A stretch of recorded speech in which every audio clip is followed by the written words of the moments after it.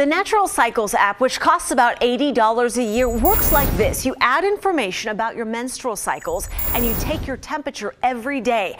And when a slight temperature increase is recorded, it means you're ovulating and you could get pregnant. Seems easy enough, but there are a few things to keep in mind. If you're going to try it, doctors say you need to have a regular cycle and have a thorough understanding of how the app works. That means taking your temperature at the exact same time every day and following the app's recommendations closely.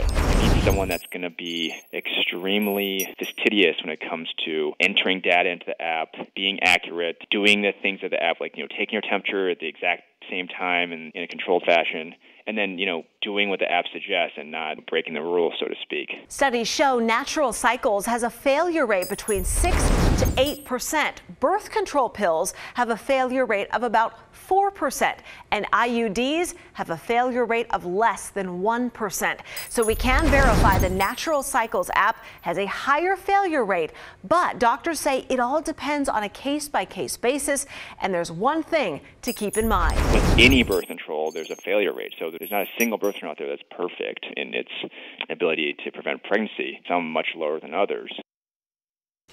That was Nina Melhoff reporting. Yeah, and just like any other method of birth control, you should consult your gynecologist and see if the app is the right fit for you.